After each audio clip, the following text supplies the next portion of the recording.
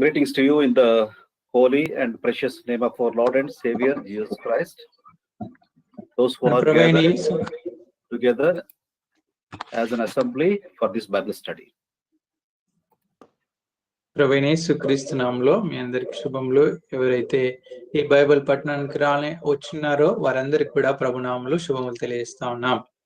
जो भी इस शाम के समय में इस बाइबल अध्ययन के लिए इकट्ठा हुए हैं उन सारे भाई बहनों को प्रभु यीशु मसीह हमारे उद्धारकर्ता के नाम पे शुभकामनाएं. We have been studying the epistle of Ephesians for past many weeks, and the Lord is enabling us to study this week also, and we are going to study chapter 5 of Ephesians, verse 9 onwards. మరి ప్రభు కృపను బట్టి గత కొన్ని వారాలుగా ఈ యొక్క ఎఫెసీయులకు రాసిన పత్రిక 5వ అధ్యాయం ధ్యానించుకోవడానికి ప్రభు సహాయం చేస్తూ వస్తున్నారు. ఈ దినం కూడా ఈ యొక్క 5వ అధ్యాయంలో నుండి మనము 9-10 వచనాలు మనం ధ్యానించుకున్నాం. परमेश्वर हमें अगुवाई देकर अनुग्रह के अनुसार एफेसियों की पत्री पे ध्यान मनन करने के लिए उनकी सहायता हम पर रख रहे हैं. आज भी परमेश्वर हमें सहायता करे. एफेसियों की पत्री 5 अध्याय से हम ध्यान मनन कर रहे हैं. 5 अध्याय के 9 पद से आज का हमारा ध्यान मनन होगा. Let us all read together verses 9 and 10, and after that I'll pray, then we can enter into the meditation. మనం అందరం కలిసి ఎఫెసీయులకు రాసిన పత్రిక 5వ అధ్యాయం 9-10 వచనాలు చదువుకుందాం. తర్వాత ప్రార్థన పూర్వకంగా ఇక బైబిల్ పఠనాన్ని ఆరంభించుకుందాం. हम सब लोग मिलकर एफेसियों की पत्री 5 अध्याय के 9 और 10 को मिलकर पढ़ लेंगे. इन 2 वचनों को पढ़ने के बाद प्रार्थना करेंगे. प्रार्थना के बाद हम बाइबल के अध्ययन में प्रवेश करेंगे. For the fruit of the Spirit is in all goodness, సమస్త విధములైన righteousness and సత్యమును proving what is acceptable unto the Lord. And verse 11 also, and we have no fellowship with the unfruitful works of flesh, rather rebuke them. ప్రేమ కలిగిన మా ప్రియ పరలోకపు తండ్రి, నమ్మకమైన మా దేవ యేసు ప్రభువు వారి పరిశుద్ధమైన నామములో మీకు వందనములు చెల్లిస్తున్నాం. ఈ రాత్రి కాల సమయంలో మిమ్మల్ని స్తుతిస్తూ ఆరాధిస్తున్నాం. మాకు అనుగ్రహించిన బైబిల్ ధ్యాన సమయమును బట్టి వందనములు చెల్లిస్తున్నాం. పాటల ద్వారా మీ నామమును మీరు మహిమపరుచుకున్నందుకు వందనములు. ఈ విధముగా వారం వెంబడి వారం మీ యొక్క వాక్యమును ధ్యానించుటకు మాకు అనుగ్రహిస్తున్న సమయము సహవాసమును బట్టి వందనములు చెల్లిస్తున్నాం. తండ్రి, భౌతికంగా మేము కలుసుకోలేకపోతున్నప్పటికీ ఆన్లైన్ ద్వారా మాకు ఇస్తున్న యొక్క కృపను బట్టి వందనములు. ఈ సమయం మా కొరకై దీవించమని, ఆన్లైన్ ట్రాన్స్మిషన్ ఎక్కడ లోపం లేకుండా సహాయపడమని, తండ్రి వాక్యం బోధించటలో తర్జుమా చేయటంలో మీ దాసులమైన మాకు సహాయపడమని, తండ్రి మరి టెక్నికల్ వర్క్ లో కూడా మీ దాసులకు కావాల్సిన కృప దయచేయమని, అంధకార శక్తులన్నిటిని విశ్వాసము ద్వారా యేసుక్రీస్తు నామములో బంధిస్తూ మీ రక్త ప్రోక్షణ క్రిందికి మమ్మల్ని తీసుకుని వస్తూ యేసు ప్రభు వారి పరిశుద్ధమైన నామములో స్తుతించి ప్రార్థించి వేడుకుంటూ నామ తండ్రి. ఆమేన్.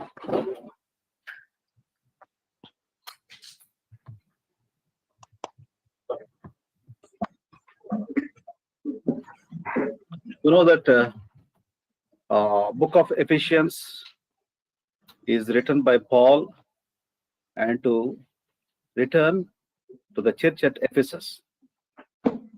మన అందరికి తెలుసు ఈ యొక్క ఎఫెసీయులకు రాసిన పత్రిక అపోస్తలుడైనటువంటి పౌలు గారు ఈ యొక్క పత్రిక రాస్తూ ఎఫెసీ సంఘానికి ఒక మాటలు తెలియజేస్తూ వచ్చారు.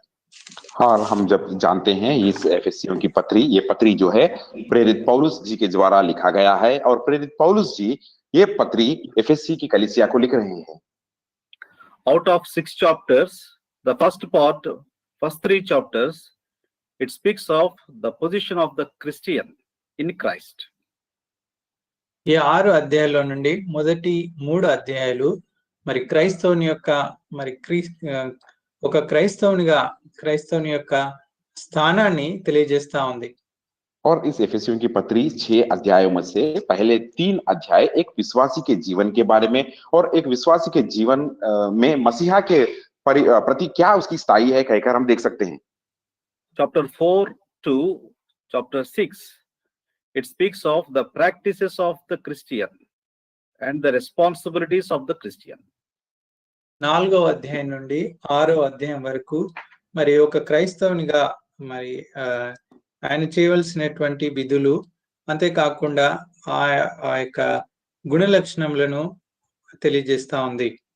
और हम देख सकते हैं 4 अध्याय से लेकर 6 पद तक एक विश्वासी की जो उसकी विश्वास के जीवन में किस तरह के अभ्यास वो होना चाहिए, रखना चाहिए, और इसी तरह से एक विश्वासी की जिम्मेदारियां क्या है, इसके बारे में हमें दर्शाता है. Now we are studying chapter 5. ఇప్పుడు మనం 5వ అధ్యాయం ధ్యానిస్తా ఉన్నాం. और आज के दिन हम एफेसियों की पत्री 5 अध्याय में हम हैं और उसको ध्यान मनन कर रहे हैं. I already told you we can divide this 5th chapter into 2 parts again. ఈ యొక్క మాట ముందు కూడా చెప్తూ వచ్చాను. ఈ యొక్క 5వ అధ్యాయాన్ని మనం 2 భాగాలుగా చేయొచ్చు. मैं इससे पहले ही आपसे बता चुका हूं कि इस 5वें अध्याय को भी हम 2 हिस्सों में बांट सकते हैं. 1 to 21 verses as first part, as a obedient children, how we have to be in Christ or in the society, and the second part 22 to 23 as obedient husbands and wives. కాబట్టి మొదటి వచనం నుండి 23వ వచనం వరకు ఏ రీతిగా మనం విధేయులైనటువంటి పిల్లలము దేవుని పోలి జీవించాలో ఆ యొక్క విషయాలను తెలియజేస్తా ఉంది. అంతేకాకుండా రెండవదిగా 24 నుండి 33 వరకు మనం విధేయులైనటువంటి మరి భార్యలుగా, భర్తలుగా ఒకరికొకరు ఏ రీతిగా లోబడి ఉండేవాళ్ళం ఆ విషయాలు చూస్తా ఉన్నాం. और इस 5 अध्याय के 2 भाग हम देख सकते हैं. पहले से लेकर 21 पद तक हम देख सकते हैं किस तरह से हम परमेश्वर के बच्चे होने के नाते किस तरह से उनकी बातों की या उनकी आज्ञाओं के प्रति हमें विधेय बताना चाहिए, किस तरह से उनके विधेय होकर आज्ञाओं का पालन करना चाहिए, हम देख सकते हैं. दूसरे भाग की ओर अगर हम जाएंगे तो 23 या 22 से लेकर अंतिम पद तक हम देख सकते हैं कि एक पति और पत्नी की तरह किस तरह से हम विधेय होकर रहना है. So the first part also 1 to 21 verses also further divided into 3 groups. ఈ యొక్క మొదటి భాగము 1 నుండి 23 వచనాలు కూడా 3 భాగాలుగా ఉన్నాయి. और ये पहले भाग में 5 अध्याय के पहले भाग में हम देख सकते हैं कि एफेसियों की पत्री पहले अध्याय से 21 पद तक यहां पर भी हम इन वचनों को 3 भागों में बांटा है. Already we have studied the first part 1 to 7 verses as the imitating walk. మనం చూస్తూ వచ్చినటువంటి భాగము మొదటి 7 వచనాలు గత దినాల్లో చూసాము. ఇది దేవుని పోలి నడుచుకునేటువంటి విషయాన్ని ధ్యానిస్తూ వచ్చాం. और पहले भाग के तौर पे हमने ध्यान मनन किया इस 5 अध्याय के पहले 7 पदों में किस तरह से प्रभु यीशु मसीह का अनुकरण करके हमें चलना है. Now we are studying the second part of the first portion in 1 to 21 verses. This is the second part. Here, walk in light. The title of this second part, 8 to 14 verses. In this particular passage, we can see how the Christian should walk in light. మరి రెండో భాగము 8 నుండి 14 వచనం వరకు చూడొచ్చు. ఒక క్రైస్తవుడుగా ఏ రీతిగా వెలుగులో నడుచుకోవాలో ఆ యొక్క విషయాన్ని ఇక్కడ చూడగలం. अब हम दूसरे भाग में ध्यान मनन कर रहे हैं. दूसरा भाग है 8 से लेकर 14 पद तक और यहाँ पर हमें ध्यान मनन कर रहे हैं कि एक विश्वासी उजाले में, ज्योति में किस तरह से चलना चाहिए. Why we are dividing scriptures in this fashion and further division means to understand the depth of the subject, the Christian truth, to understand it clearly, we are dividing the scriptures rightly like this. కాబట్టి మనం అనుకోవచ్చు ఎందుకు ఈ రీతిగా ఇన్ని భాగాలు చేస్తా ఉన్నారు ఇదే అధ్యాయంలో అనుకోవచ్చు. అయితే అధికంగా దేవుని యొక్క వాక్యంలో ఉన్నటువంటి సత్యాలను మరి అధికంగా గ్రహించడానికి క్రీస్తు యొక్క సత్యాలను అర్థం చేసుకోవడానికి ఈ రీతిగా మనం వీటిని మనము కొన్ని భాగాలుగా చేస్తా ఉన్నాం. हम सोच रहे होंगे कि क्यों इस वचनों को या इन अध्यायों को इतने हिस्सों में हम बांट रहे हैं। इसका कारण यही है कि इसे हम आसानी से समझ सके और जो इस वचनों में सत्य है उसकी गहराई को हम समझ सके। In the world, there is a saying, too much analysis leads to paralysis. But in Christianity, the too much analysis gives rightly dividing the word of God. ఈ యొక్క లోక సంబంధంగా చూస్తే ఈ మనం అధికంగా దాన్ని విభజించిన అధికంగా దాని గురించి పరీక్షించి పర్యవేక్షిస్తే పెరాలిసిస్ అంటే పెరాలిసిస్ వస్తుందంటారు. అయితే క్రీస్తు యొక్క వాక్యం, దేవుని యొక్క వాక్యాన్ని మనము అధికంగా మనం పరిశీలించడం ద్వారా, దాన్ని విభజించి ఇంకా అధికంగా మనం దాన్ని ధ్యానించడం ద్వారా అది మనకు ఆత్మీయ జీవితానికి మేలుకరంగానే ఉంటుంది. और इस संसार के रीति से कहते हैं कि अगर कोई चीज के बारे में हम ज्यादा से उसकी खोज छानबीन करेंगे, उसके बारे में खोज करेंगे या उसके बारे में ज्यादा हम इसका जानकारी हासिल करने की कोशिश करेंगे, तो हम अंत में आकर कहीं ना कहीं हमारे एक शारीरिक बलहीनता में या किसी तरह के पैरालिसिस में हो जाते हैं। अगर कहावत है, लेकिन एक विश्वासी के जीवन में या एक मसीहा के जीवन में जितना गहरा वचन को समझने की कोशिश करेंगे तो आत्मिक रीति से उतना हमें भलाई देती है। Word of God is the milk to the newly born again believers, and it is a strong food to the matured believers. కాబట్టి దేవుని వాక్యము ఎవరైతే నూతనంగా తిరిగి జన్మించినారో, నూతనంగా దేవుని యందు విశ్వాసం ఉంచిన వారో వారికి పాల వలె ఉన్నది. అయితే ఎదిగినటువంటి విశ్వాసులకు బలమైనటువంటి ఆహారంగా ఉంది. और परमेश्वर का वचन हम इस तरह देख सकते हैं, जो भी नए रीति से उद्धार पाए हैं, परमेश्वर को ग्रहण कर नई जीवन को शुरू किए हैं, उनको ये परमेश्वर की वचन एक दूध की तरह है। और जो परमेश्वर में बढ़ोतरी पाए हैं, परमेश्वर की विश्वास के जीवन में बढ़ोतरी में है, उनके लिए एक बलवंत आहार की तरह है। In the title, now what we are studying, Walk in Light, from verses 8 to 14. Already we covered two main points. Light is the nature of the believer, and the second one is light produces fruit. That's what we studied in this particular section. కాబట్టి 8 నుండి 14 వచనం వరకు వెలుగు సంబంధుల వలె నడుచుకోవడము అనేటువంటి ముఖ్యాంశాన్ని మనం ధ్యానిస్తా ఉన్నాం. ఇందులో రెండు ప్రాముఖ్యమైన విషయాలు ఇప్పటికే చూస్తూ వచ్చాం. ఒకటి, మనము వెలుగు యొక్క ఆ స్వభావం కలిగిన వారంగా ఉండాలి, అంతేకాకుండా వెలుగు యొక్క ఫలము కలిగి ఉండాలి.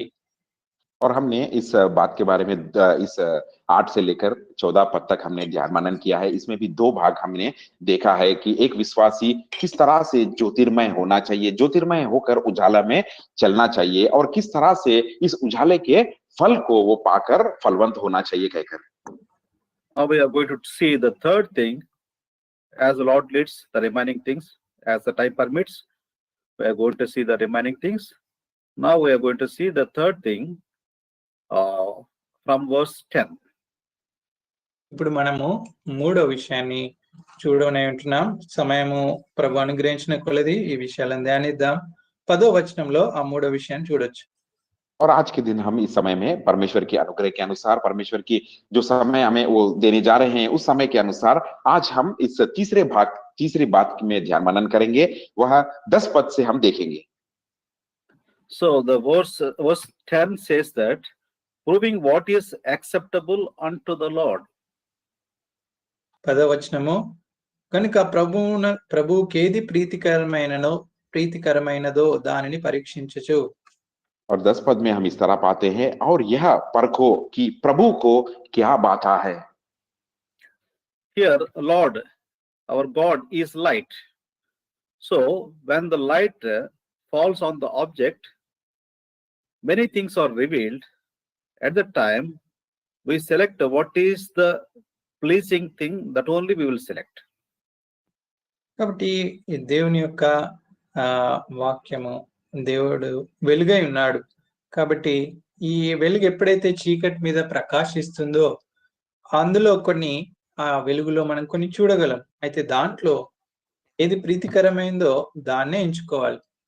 और ये हम देखते हैं परमेश्वर एक ज्योति है, परमेश्वर एक उजाला की तरह है और जब ये ज्योति या उजाला अंधेरेपन पर आता है तो वहां पर परमेश्वर एक उजाला दे देते हैं या ज्योति वहां पर प्रकाशित होती है और इस प्रकाश में कई चीजें हमें दिखती है और इनमें से जो हमें बाता है या जो परमेश्वर को बाता है वही चीजों को हमें यहाँ पर चुनना है। That's what verse 10 written, proving what is acceptable unto the Lord. ఇదే విషయాన్ని 10వ వచనంలో చూస్తున్నాం. కనుక ప్రభువుకి ఏది ప్రీతికరమైనదో దాన్ని పరీక్షించాలి. और इस यही बात को हम 10 पद में पाते हैं कि प्रभु को क्या बाता है कहकर। So when the light is revealed, in that light we can see many things, and all things we cannot accept. కాబట్టి And- ఎప్పుడైతే ఈ వెలుగు ప్రకాశిస్తుందో అనేకమైనటువంటి విషయాలు బయలుపరచబడతాయి. అయితే వాటన్నిటినీ కూడా మనం ఎంచుకోలేం. और हम देखते हैं जब ये ज्योति उजालापन देना शुरू करता है या वहां पर प्रकाशित को वो देता है तो वहां पर कई चीजें हम देखते हैं और कई चीजों को हम पाते हैं, इनमें से सारी चीजें हम नहीं ले सकते। During night time, without light, if you travel, we don't know what is the right thing, wrong thing, what is the ditch, what is the right road or wrong road. We don't know. Just simply we'll walk. When the light falls, we can understand where is ditch, where is the good road, how to walk. We can understand the thing in the light. కాబట్టి ఈ యొక్క వెలుగులో మనము ఒకవేళ చీకట్లో నడుచున్నట్టయితే, చీకట్లో మనము మార్గం గుండా వెళ్తున్నట్టయితే ఎక్కడ గుంట ఉందో, ఎక్కడ సరైనటువంటి దారి ఉందో మనకు తెలియదు. అయితే వెలుగు ఆ దారిపై ప్రకాశించినప్పుడు మనం కనుగొంటాం ఏది గుంటనో, ఏది సరైనటువంటి రోడ్ ఉందో అదంతా కూడా మనకు తెలుస్తుంది. देखिए अब अंधेरे में जब हम चलते हैं या अंधेरे के रास्ते से हम गुजर रहे हैं, हम नहीं जान पाते कि सही रास्ते से हम जा रहे हो क्या, या रास्ता सही तरह है, कहाँ पर खड्डा है हम नहीं जानते, कहाँ पर रास्ता ठीक है हम नहीं जानते। इसी तरह अंधेपन में चलते रहते हैं। लेकिन जब उसी रास्ते में उजाला प्रकाशित होता है या ज्योति प्रकाशित होती है तो जहां हम वहां पर हम जान सकते हैं कि कहाँ पर खड्डा है, किस रास्ता से जाने से हमें सही मार्ग में हम चल सकते हैं, क्या आप पा सकते हैं। So that's what we studied already. For some times back, you were in darkness and you were darkness. Now you are in light. Now you are exposing light. కాబట్టి ఈ విషయాన్ని మనం చదువుతూ వచ్చాం. మునుపు మనము చీకటి అయి ఉంటిమి, చీకటిలో ఉంటిమి. అయితే ఇప్పుడు మనము వెలుగు సంబంధులమై ఉన్నాం. మనము ఆ యొక్క వెలుగు ఫలమై ఉన్నాం. और हमने इससे पहले ही पढ़े हैं परमेश्वर के वचनों में से कि हम पहले तो अंधकार में थे, क्योंकि अंधकार ही हम में था, हम अंधकार थे। लेकिन अब परमेश्वर का उजाला या परमेश्वर की ज्योति हम पर आए और अब हम ज्योति देने वाले या उजाला देने वाले में से है कहकर। Now in that light, we should walk as the children of light, and we have to prove ourselves what is acceptable to God and what is not acceptable to God. We have to have that distinguishing understanding the Christian life. కాబట్టి ఇప్పుడు క్రైస్తవ జీవితంలో ఇప్పుడు వెలుగులో ఉన్నటువంటి మనము ఆ యొక్క వెలుగు సంబంధుల వలె నడుచుకునవలసిన వారమైనా, అంతేకాకుండా ఆ యొక్క వెలుగులో మనము పరీక్షించి చూసుకోవాలంటున్నాం. మరి ఏది ప్రభునకు ప్రీతికరమైనదో, ఏది ప్రభునకు ప్రీతికరమైనది కాదో మనము పరీక్షించి దాన్ని తెలుసుకోవాలి.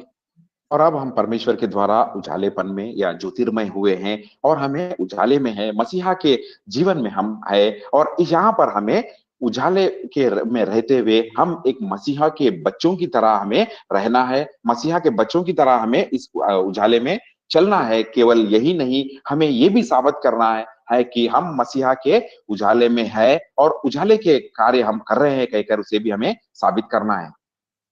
The believer who is in light discriminates what is pleasing and what is not pleasing to the Lord. And also he shows to the world what is pleasing and what is not pleasing to the Lord. కాబట్టి ఒక విశ్వాసి, వెలుగులో ఉన్నటువంటి ఒక విశ్వాసి ఏది దేవునికి ప్రీతికరమైందో, ఏది దేవునికి ప్రీతికరమైనది కాదో పరీక్షించి తెలుసుకుంటాడు. అంతేకాకుండా లోకానికి కూడా చూపించాలి ఏది ప్రభువుకు ప్రీతికరమైనదో, ఏది ప్రభువుకు ప్రీతికరమైనది కాదో అని. और इस मसीहा के जीवन में एक विश्वासी वह जानता है, वह इस उजालेपन में रहकर या इस ज्योतिर्मय होकर वो जान पाता है कि जो चीज परमेश्वर को प्रसन्न ले आता है और जो चीज परमेश्वर को दुख ले आता है कहकर वो जानता है और उससे परखता है, और वही जो परमेश्वर को भाता है और जो परमेश्वर को प्रसन्न करने वाले उजाले के कार्यों को वो दुनिया के सामने भी वो साबित करता है. The believer in the light, he decides what path to take and what path not to take. ఒక వెలుగులో ఉన్నటువంటి విశ్వాసి, వెలుగులో నడుస్తున్నటువంటి విశ్వాసి ఏ మార్గం గుండా వెళ్ళాలో, ఏ మార్గం గుండా వెళ్ళకూడదో ఎరిగిన వాడై ఉండాలి. और एक मसीहा के जीवन में विश्वासी जो उजालापन में है वो जानता है कि किस मार्ग से उसे जाना है, किस मार्ग से उसे नहीं जाना है, ये बात को भी वह जांच कर परख सकता है. Not only that, the believer in the light, he shows to the world what to do and what not to do. As a believer, he shows to the world. అంతేకాకుండా ఒక విశ్వాసి ఈ లోకానికి చూపించేవాడుగా ఉన్నాడు. ఏది సరైందో, ఏది చేయాలో, ఏది సరైంది కాదో, ఏది చేయకూడదో కూడా తెలియజేసేవాడుగా ఉంటాడు. और ये मसीहा के जीवन में विश्वासी इस तरह से भी रहता है कि वह जिस कार्य को करना है और जिस कार्य को नहीं करना है, ये बात भी वो जानता है और संसार को वह दर्शाता है. Everything the believer does, that must be acceptable to the Lord. In that thinking, he must behave. కాబట్టి విశ్వాసి ఏది చేసినా కూడా అది దేవునికి ప్రీతికరమైనదా కాదా అని తెలుసుకుంటూ, పరీక్షించుకుంటూ దేవునికి ప్రీతికరమైనటువంటి విషయాలే చేసేవాడిగా ఉండాలి. और हम मसीहा के जीवन में विश्वासी को देखते हैं कि जो कार्य वो कर रहा है वो कार्य परमेश्वर को प्रसन्न ले आता है या परमेश्वर को वह कार्य भाता है कहकर उसे जांच कर परखना चाहिए और उसे जानना चाहिए कि ये कार्य के द्वारा परमेश्वर भाते हैं कहकर. And he is to strive to will and to do the will of God in his life. అంతేకాకుండా తన జీవితంలో దేవుని యొక్క చిత్తాన్ని చేయడానికి ప్రయత్నించాలి, దేవుని యొక్క చిత్తాన్ని చేస్తూ రావాలి. और उसे हमेशा उसकी कोशिश और उसका मेहनत यही होना चाहिए कि जो परमेश्वर की इच्छा है वही वो कर सके और जो परमेश्वर की इच्छा है वही उसे वह जान सके. He is to struggle to bring his will under the control of the Lord's will. కాబట్టి ఆయన ఏం చేస్తూ రావాలంటే, మరి ఆయన యొక్క సొంత చిత్తాన్ని దేవుని యొక్క ఆధీనంలోనికి తీసుకొని వస్తూ దేవుని యొక్క చిత్తాన్ని చేసేవాడుగా ఉండాలి.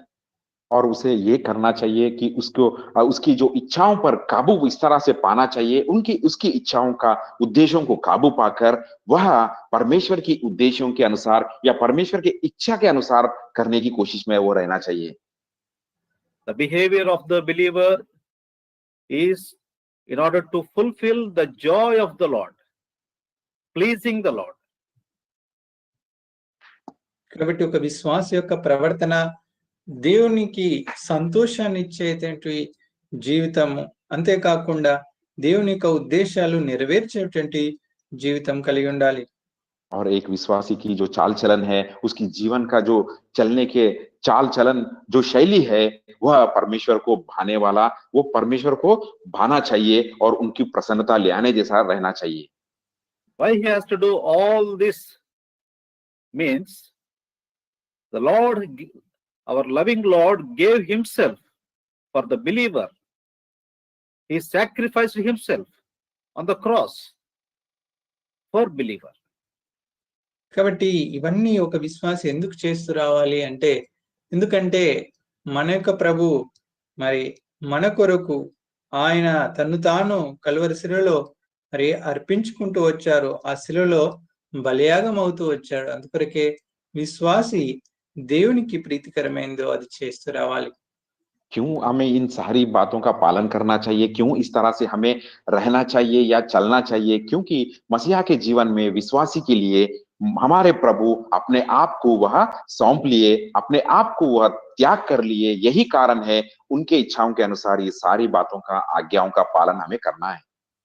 Because the Lord gave himself for the believer, therefore the believer has to give himself to please the Lord. దేవుడు ఒక విశ్వాసి కొరకు తను తాను అప్పగించుకుంటూ తను తాను అర్పించుకుంటూ వచ్చాడు కాబట్టి ఒక విశ్వాసి కూడా దేవునికి తను తాను అప్పగించుకోవాలి, అర్పించుకుంటూ రావాలి.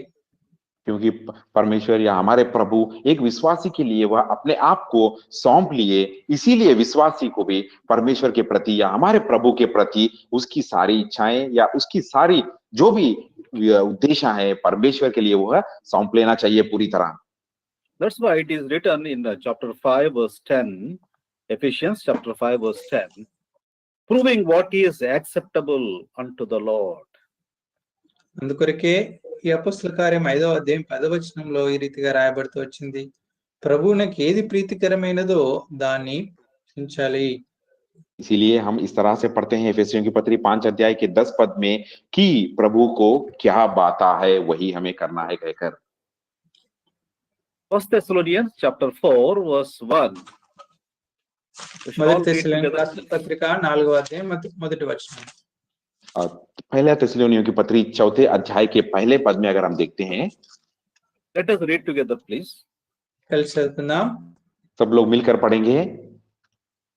Furthermore, then we beseech you, brethren, and exhort you by the Lord Jesus, that as ye have received of us, how ye ought to walk, to please God, so you would abound more and more.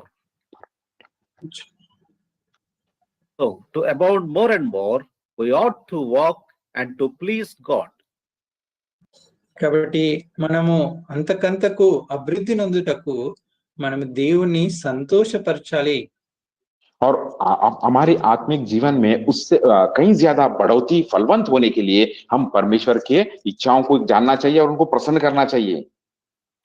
1 Thessalonians chapter 5 verse 21 also we'll read together. మొదటి తెస్సలోనికీయులకు రాసిన పత్రిక 5వ అధ్యాయం 21వ వచనం కూడా కలిసి చదువుకుందాం. और पहले थिस्सलुनीयों की पत्री 5 अध्याय का 21 पद को भी आइए हम सब लोग मिलकर पढ़ेंगे। Prove all things, hold fast that which is good. जो अच्छी है उसे पकड़े रहो। So, as a Christian, as a believer, we have to prove all things and hold fast that what is good in our life. There are many things we can see, but we cannot hold fast all things. We can hold fast the good which is pleasing to God. కాబట్టి విశ్వాసంగా మనము సమస్తము పరీక్షించి మేలైన దాన్ని చేపట్టాలి. అనేక విషయాలు లోకంలో ఉన్నాయి, అనేక విషయాలు మనకు తెలుస్తా ఉంటాయి. అయితే ఏవైతే మరి మేలైనవో వాటిని పరీక్షించి వాటిని చేపట్టే వారంగా ఉండాలి.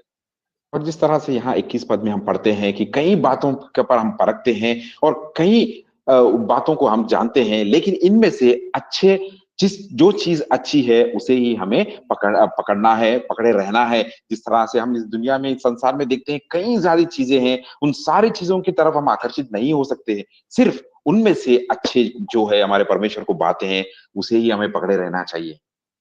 In the life of Enoch, we can see the testimony what he obtained in his lifetime in Hebrews chapter 11 verse 5. హెబ్రీయులకు రాసిన పత్రిక 11వ అధ్యాయం 5వ వచనంలో మరి హానోకు జీవితంలో ఎలాంటి సాక్ష్యము అతడు కలిగి ఉన్నాడో మనము గమనించగలం. और इब्रानियों की पत्री 11 अध्याय के 5 पद में हम देखते हैं एक गवाही के बारे में, इनोक की गवाही के बारे में, जिस तरह से उसने परमेश्वर के प्रति वो अपने जीवन की गवाही वो रखा। Let us all read together, please. Chapter 11 verse 5 Hebrews. Hebrew 11:5 అందరం కలిసి చదువుకుందాం. इब्रानियों की पत्री 11 अध्याय के 5 पद को सब मिलकर पढ़ेंगे। By faith, Enoch was translated that he should not see death, and was not found, because God had translated him. But before his translation, he had this testimony कि उसने that he परमेश्वर को pleased God. प्रसन्न किया है। So this was the testimony of Enoch. ఇది హానోకు యొక్క సాక్ష్యము. और ये इनोक की गवाही है। This must be the testimony of us in the present world. ఈ ప్రస్తుతం ఉన్నటువంటి లోకంలో మనం కూడా ఇలాంటి సాక్ష్యం కలిగి ఉండాలి. और इसी तरह का गवाही इन दिनों में, जिन दिनों में हम जी रहे हैं, इसी तरह की गवाही को हमें रखना है। There is a principle written to please God that is written in Hebrews chapter 11 verse 6. మరి ఈ దేవునికి మనము ప్రీతికరంగా జీవించడానికి ఆ హెబ్రీ 11:6లో ఒక నియమము రాయబడుతూ వచ్చింది. और हम देखते हैं इस इब्रानियों की पत्री 11 अध्याय के 6 पद में किस तरह से हम हमारे परमेश्वर को प्रसन्न कर सकते हैं, उसके प्रति एक सूत्र को यहाँ पर लिखा गया। Without faith, it is impossible to please God. విశ్వాసం లేకుండా దేవునికి ఇష్టడై ఉంట అసాధ్యము. और विश्वास के बिना उसे प्रसन्न करना अनहोना है। So, the light reveals many things. In that revelation, only few things can the believer can obtain and follow by faith. కాబట్టి వెలుగు అనేది అనేక విషయాలను బయలుపరుస్తుంది. అయితే వాటిలో నుండి కొన్ని విషయాలు మాత్రమే ఒక విశ్వాసం ద్వారా ఎంచుకొని వాటిని చేస్తూ రావాలి.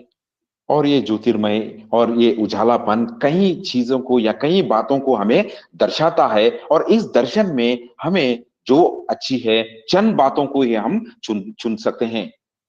Our Lord Jesus Christ is light. When that light fallen upon us, and we'll do what is acceptable and pleasing to the Lord.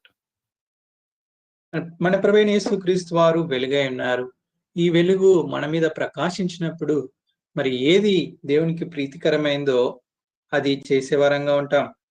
और हमारे प्रभु यीशु मसीह हमारे जीवन में एक उजाले की तरह है, और ये उजाला जब हम पर आता है तो परमेश्वर को क्या बाता है वही हम करते हैं। And this is the third thing we have studied now. మూడో విషయం మనం చదువుకుంటూ వచ్చాం. और तीसरी बात पर हम ध्यान मनन किए हैं। Light shows what is acceptable and pleasing to the Lord. This is the third thing in verse 10. 10వ వచనంలో వెలుగు దేవునికి ఏది ప్రీతికరమైందో అది పరీక్షించి తెలుసుకోవడానికి దోహదపడుతుంది. और हम यही बात पर अभी ध्यान मनन किए हैं 10 पद के अनुसार, जो इस तरह से यहाँ पर कहा गया, ये परखो कि प्रभु को क्या बाता है कहकर। And in verses 11 and 12 we can see the fourth thing. 11-12 వచనాల్లో నాలుగో విషయం మనం చూడొచ్చు. और 11 और 12 पद में हम चौथी बात को भी देख सकते हैं।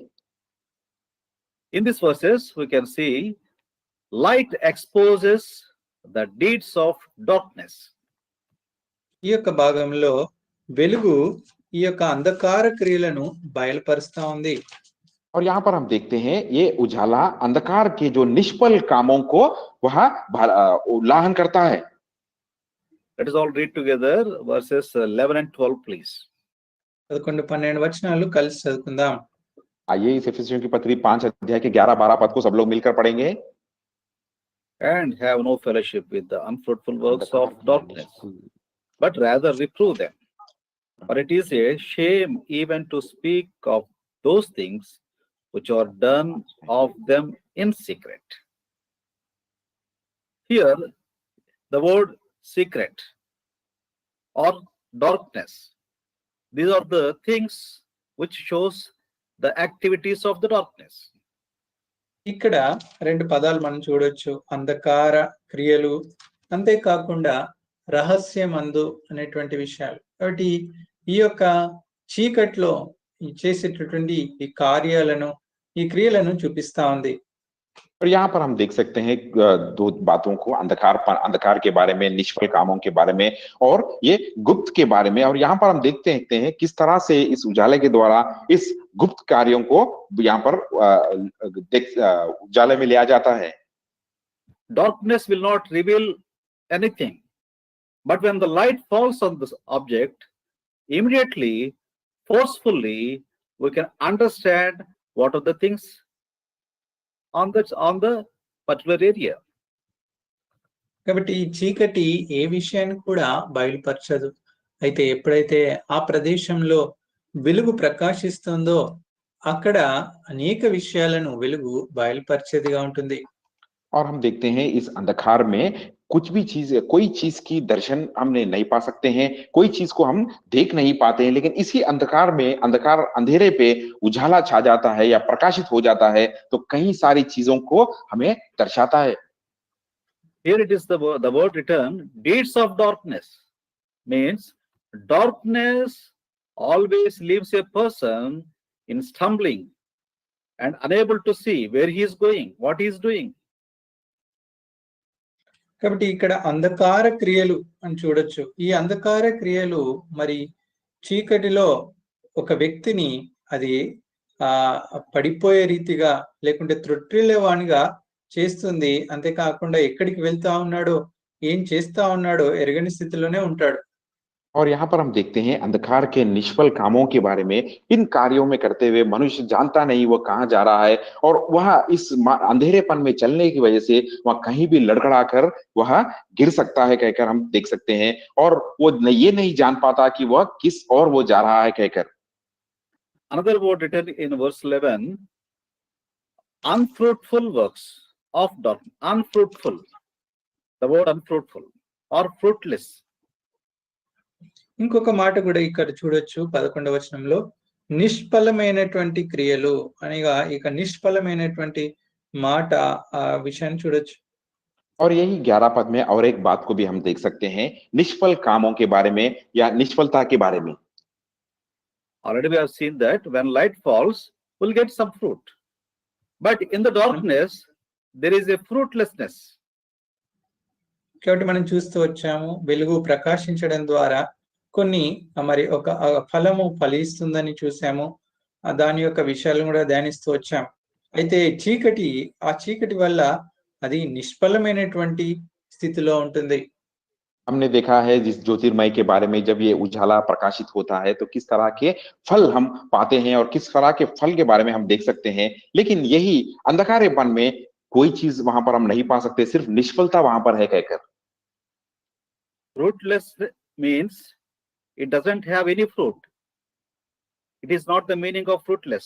It means it has some fruits which are not fruitful in the light or which are not useful to the Lord. కాబట్టి నిష్ఫలము అంటే ఫలము లేని స్థితి కాదు, గాని ఏదో ఒక ఫలం ఉంది. ఆ ఫలము వలన దేవునికి ఏమాత్రము ఉపయోగం లేదు, అది దేవుణ్ణి సంతోషపరచదు.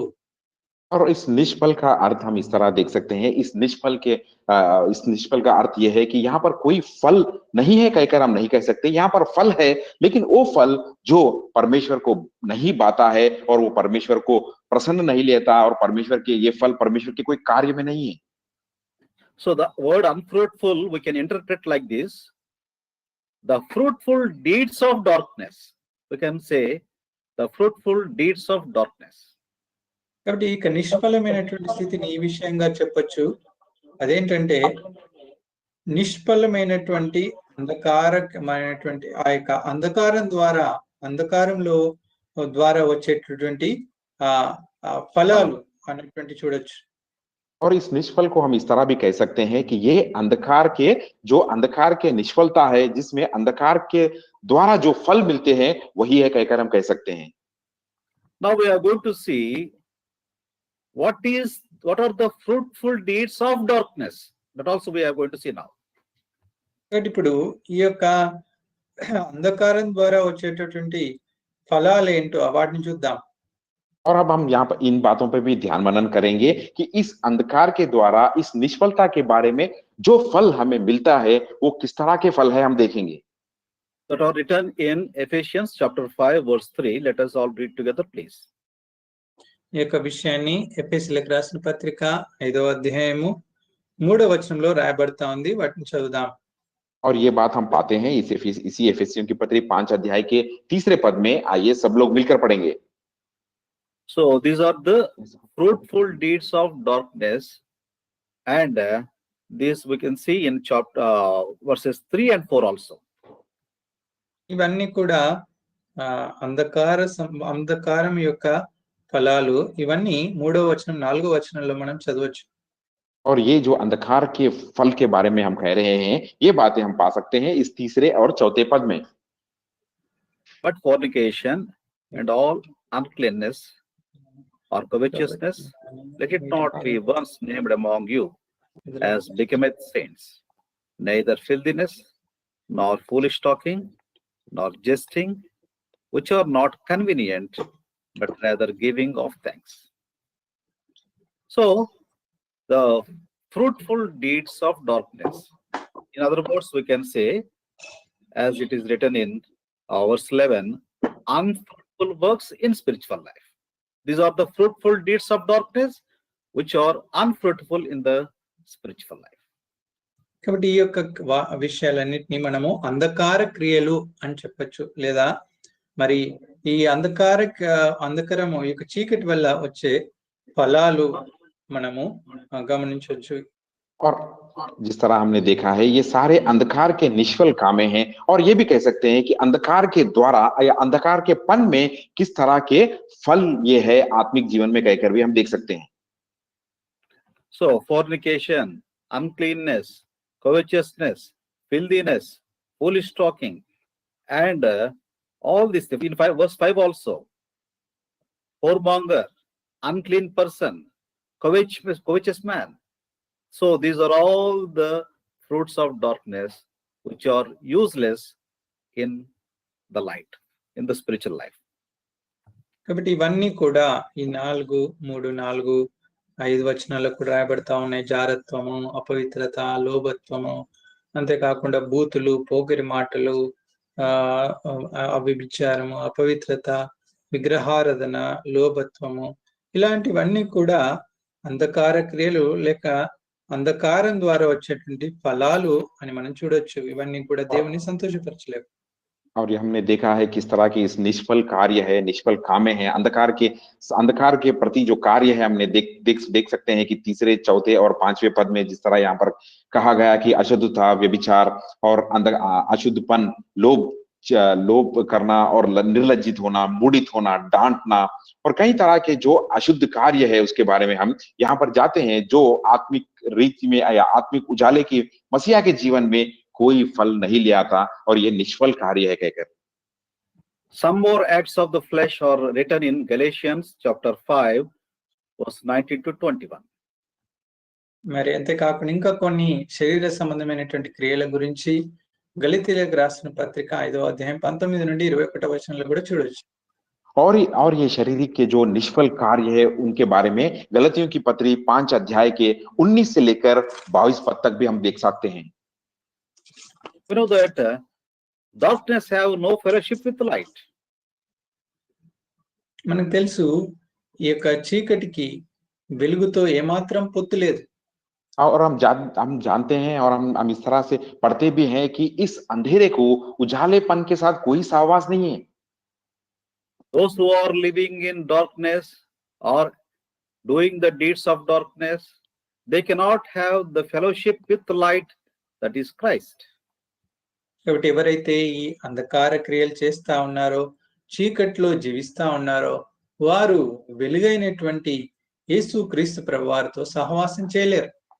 और जो इस अंधकारेपन में है और जो इस अंधकार के कार्य कर रहे हैं, वो जो हमारे प्रभु यीशु मसीह जो उजाला है, उनके साथ कोई सहवास या संबंध वो नहीं रख सकते।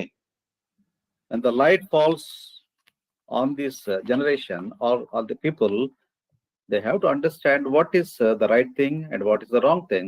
They should come out the fruits of darkness into the light. కాబట్టి ఎప్పుడైతే ఈ వెలుగు ప్రకాశిస్తుందో, ఈ యొక్క మరి లోకంలో వారు ప్రజలు దేవుని యొక్క వెలుగుని అర్థం చేసుకొని ఆ యొక్క అంధకార క్రియలు విడిచి దేవుని యొక్క వెలుగు వైపు వెలుగులోనికి ప్రభులోనికి రావాలి. और जो लोग इस अंधकार के पन में छाए हुए हैं, जब प्रभु यीशु मसीह का उजाला प्रकाश इन पर आता है, तो वो प्रभु यीशु मसीह को जानना चाहिए, जानकर इस अंधकार के क्रियाओं को, कामों को छोड़कर उजालेपन की ओर प्रभु यीशु मसीह के पर वो आना है और उन्हें जानना है। Here is a warning to the believer written in Acts chapter 2 verse 40. విశ్వాసులకు ఒక హెచ్చరిక రాయబడుతూ వచ్చింది అపోస్తల కార్యము 2వ అధ్యాయము 14వ వచనంలో. और यहाँ पर विश्वासियों के लिए भी एक चेतावनी यहाँ पर दी गई है, वो हम पा सकते हैं प्रेरितों का कार्य 2 अध्याय 40 पद में। 40వ వచనం క్షమించండి. Let us all read together, please. కలిసి చదువుకుందాం. అపోస్తల కార్యం 2:40. आइए प्रेरितों का कार्य 2 अध्याय के 40 पद को सब मिलकर पढ़ेंगे। And with many other words did he testify and exhort, saying, Save yourselves from this untoward generation. So, it is the attitude of the believer. It must be the attitude of the believer to save himself from this present generation.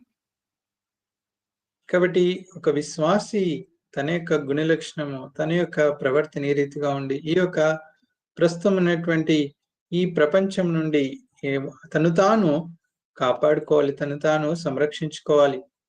और यहाँ पर यह एक विश्वासी की चाल चलन या उसका उद्देश्य या उसका गुण होना चाहिए कि इस आजकल के इस संसार के जो कार्यों से उसे बचे रहना है। Paul was writing and exhorting the believers in 1 Corinthians chapter 5 verse 9. పౌలు గారు 1 కొరింథీయులకు రాసిన పత్రిక 5వ అధ్యాయం 9వ వచనంలో విశ్వాసులను ఈ యొక్క మాట చేత హెచ్చరిస్తా ఉన్నారు. और प्रेरित पौलुस जी पहले कोरिन्थियों की पत्री 5 अध्याय के 9 पद के अनुसार वहां की कलीसिया के लोगों को इस तरह से वह प्रोत्साहित कर रहे हैं। Let us all read together, please. కలిసి చదువుకుందాం. आइए सब लोग मिलकर पढ़ेंगे। I wrote unto you in an epistle not to company with fornicators. So not to have company, fellowship with the unrighteous people. కాబట్టి ఈ యొక్క దుర్నీతి పరులతో మరి అలాంటి వారి జారులతో సాంగత్యము చేయకూడదు. और यहाँ पर पौलुस जी ये चेतावनी देकर कह रहे हैं कि जिस तरह उन्होंने पत्री में उनसे लिखा है कि व्यभिचारियों के साथ या अशुद्ध लोगों के साथ संगति ना रखो कहकर। Immediately we'll get a doubt how to live in this world without having fellowship with anyone. How to live in this world? అప్పుడు మనకి సందేహం వెంటనే వస్తుంది, ఎవరితో కూడా సహవాసం చేయకుండా ఈ లోకంలో ఏ రీతిగా మనం జీవించగలం? अब यहाँ पर तुरंत हमें एक संदेह या एक शंका आने लगती है कि किसी से भी सहवास ना रखते हुए इस संसार में किस तरह से हम जी सकते हैं। So we have to live like a ship in the ocean, but not the ocean in the ship. కాబట్టి మనము ఒక సముద్రంలో ఉన్నటువంటి నావ వలె ఉండాలి, అంతేకాని నావలో సముద్రం ఉన్నటువంటి స్థితిలో మనం ఉండకూడదు. इसलिए यहाँ पर हमें इस तरह से रहना चाहिए कि एक समंदर में जिस तरह से नाव रहती है उस तरह से हमें रहना चाहिए, लेकिन नाव के अंदर समंदर की तरह हमें नहीं रहना है। In the latter case, what will happen?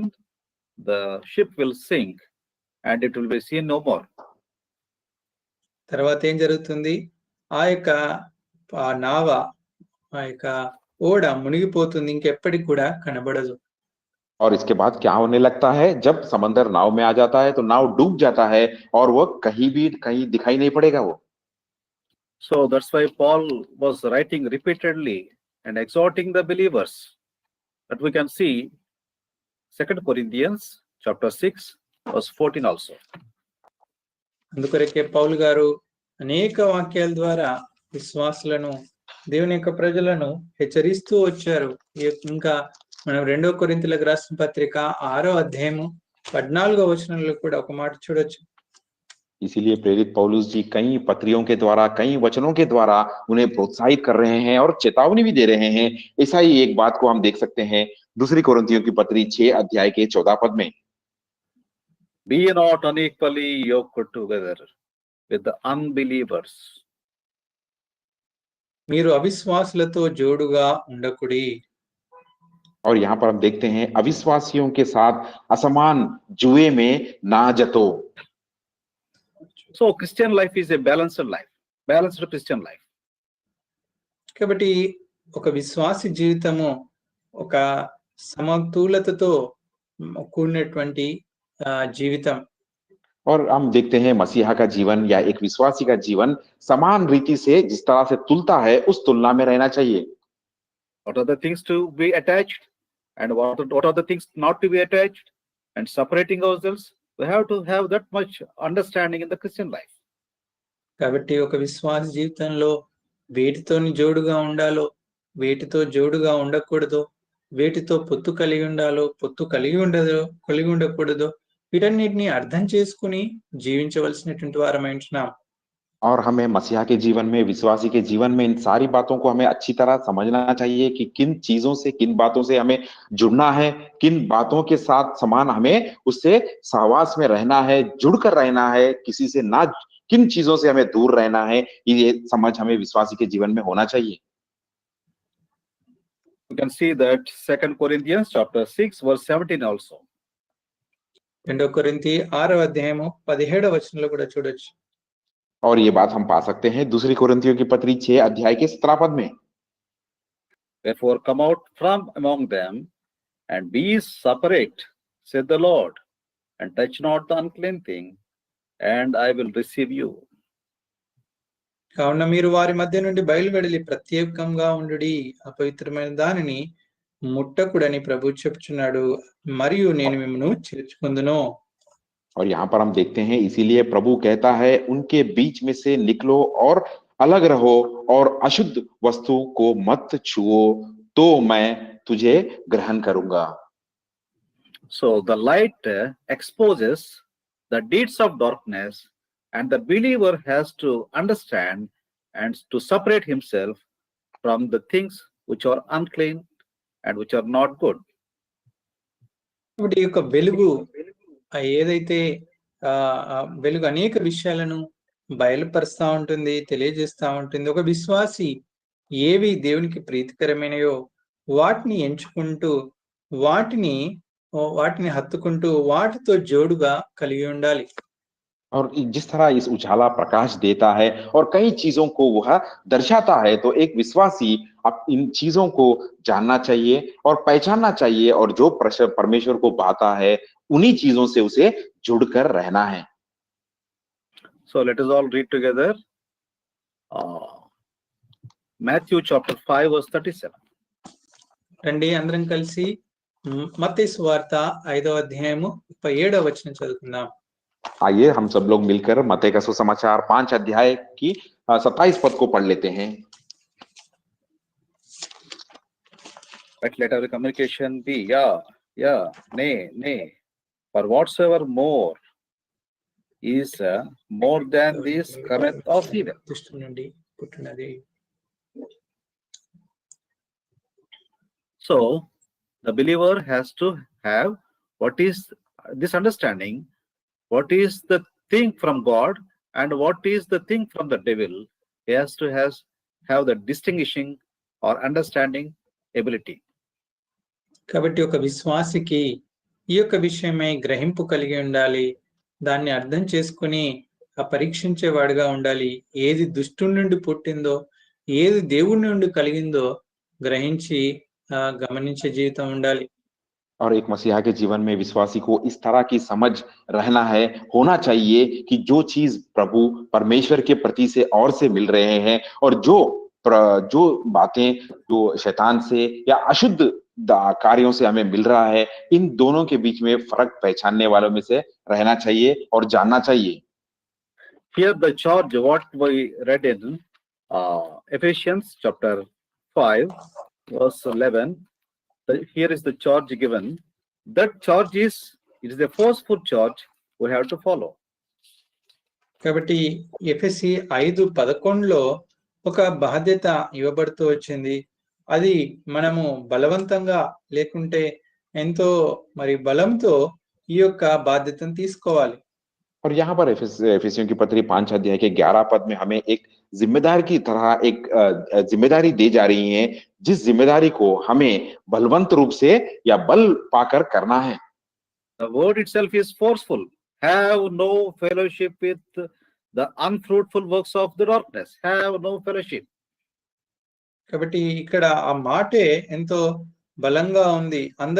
అంధకార క్రియల్లో పాలివారై యుండక వాటిని ఖండించుడి. और यहाँ पर ये बात को हमें बहुत ही जबरदस्ती से या शक्ति पूर्वक कहा जा रहा है कि अंधकार के निष्फल कामों में सहभागी ना रहो कहकर। And it is a very difficult task for the believer to prove himself as a believer in this world.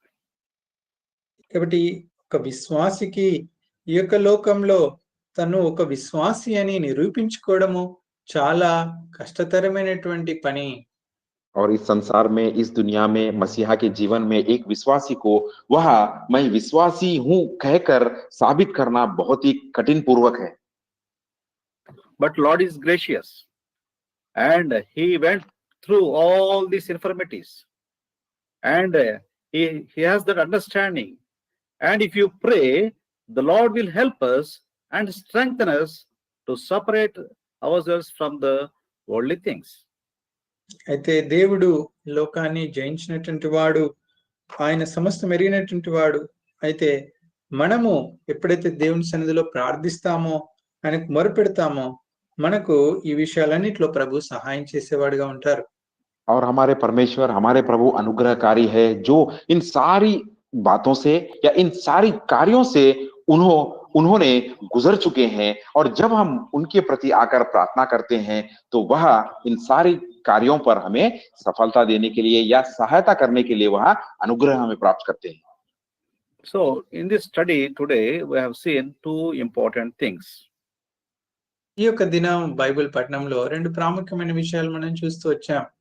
और आज के इस बाइबल ध्यान मनन में दो प्रामुख्य बातों पर हमने ध्यान मनन किया। And the third thing is light shows what is acceptable and pleasing to the Lord. కాబట్టి మూడో విషయం, వెలుగు ఏది దేవునికి ప్రీతికరమైందో, దేవునికి సంతోషాన్నిచ్చదో అది బయలుపరుస్తా ఉంది, తెలియజేస్తా ఉంది. और हमने तीसरे अंश के तौर पर हमने ध्यान मनन किया कि ये उजालापन जब प्रकाशित देता है तो जो परमेश्वर को भाता है और जो परमेश्वर को प्रसन्न नहीं करता, इन बातों पर हमने ध्यान किया।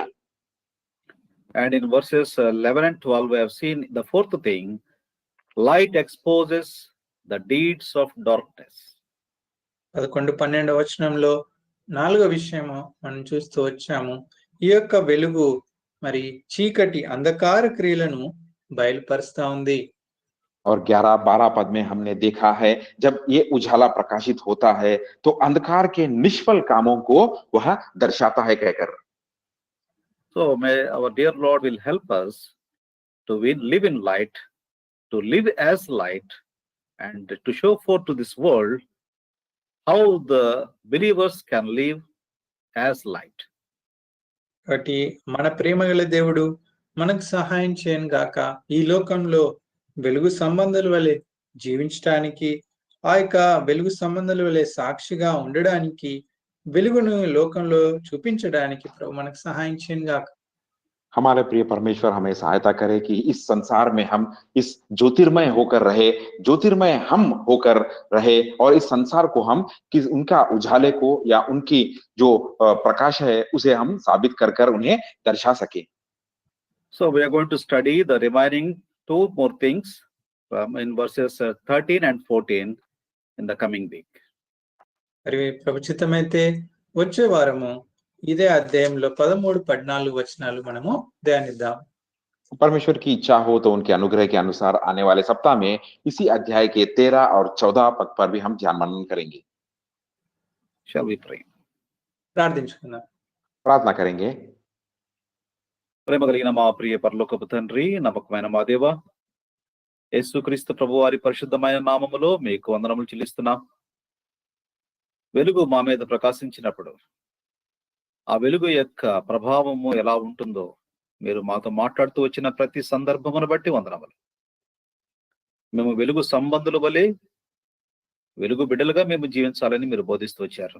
ఆ వెలుగు స్వభావం కలిగి ఉండాలని, ఆ వెలుగు ఏది మంచిది ఏది చెడ్డది అని బహిర్గతం చేసినప్పుడు, ప్రత్యక్షపరిచినప్పుడు అందులో ఉన్న సంగతులు గ్రహించి మేము ఏది అవలంబించాలో అవలంబించకూడదో ఆ వివేచన కలిగి ఉండాలని మీరు బోధిస్తూ వచ్చారు.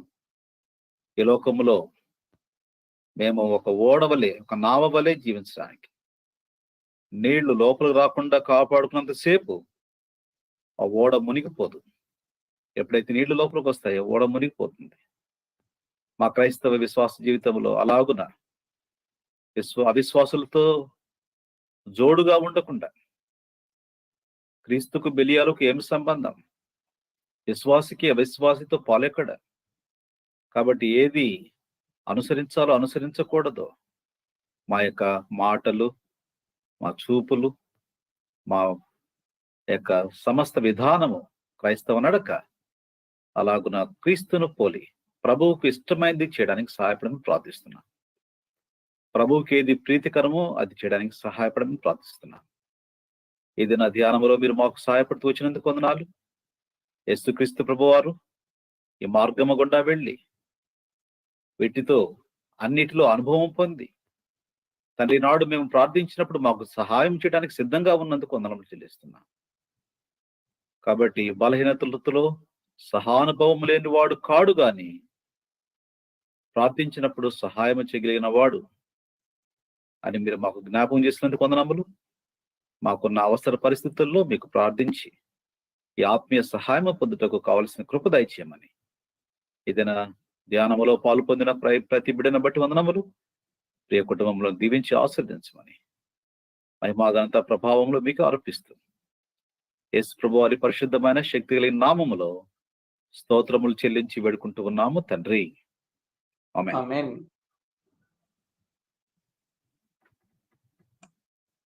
ఇప్పుడు ఆశీర్వచనం. మన తండ్రి అయిన దేవుని ప్రేమ, మన ప్రభువును రక్షకుడైన క్రీస్తు ప్రభు వారి కృప, పరిశుద్ధాత్మ యొక్క సహవాసము, ఆదరణ, తోడ్పాటు చేరువచ్చిన మనకందరికీ, సర్వలోకములోని పరిశుద్ధులందరికీ సదాకాలము తోడై ఉండి నడిపించును గాక. ఆమేన్. ఆమేన్. ఆమేన్.